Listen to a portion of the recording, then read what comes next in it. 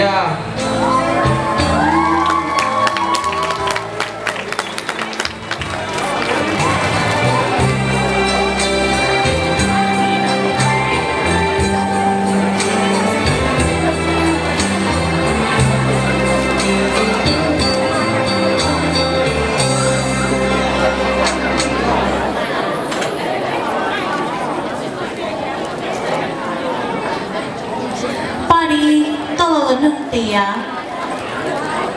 vì lý do có thể dựa trao giải của tuần sai con chúa trong ở thế của Gino.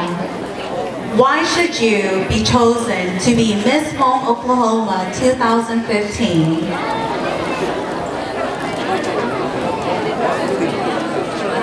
Cô yêu hài có lưu ý trong gì? Vì lý do có thể dựa trao giải của tuần sai con chúa trong ở thế của Gino. Why should you be chosen to be Miss Home Oklahoma 2015? 我只有这个了呢，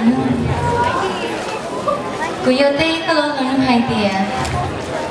我因啥海点被中病有因生个错度，但是的古都听，的古早起啥，有我有八股，有我古路拉里去一八百种。Sa nông vô hưu bị rơi trồng mong cho tung say rồi, có tin lòng ra cam cỡ cho bên mong đi chơi gì, xử lý nông đi bên nhà kia, khởi đi bên gì kia, có bên cô hưu có bên chẳng đi từ mấy nhỏ, tin lòng cỡ chơi cái gì, những lý do từ giờ xí, nhiều cho bên chẳng đi từ mấy nhỏ, cho sợ cho lâu ôn nọ ôn chữ, một lời giả tận đây, ôn chắc.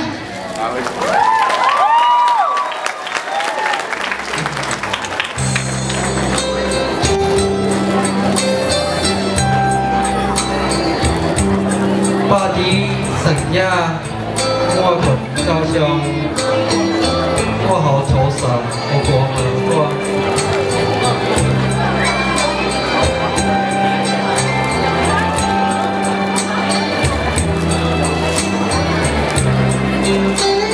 那年日子和我把主呀也说吧นึกกันเลยยังจะขอ Owasso High School จีตาลีเลยในกูก็ยังจะขอ Tulsa Tech Health Science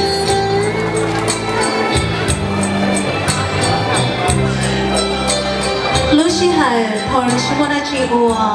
นี่เนี่ยหุ่นก็ชิงเก๋ป้าเนี่ยป้าจีหัวป้าหัวเจ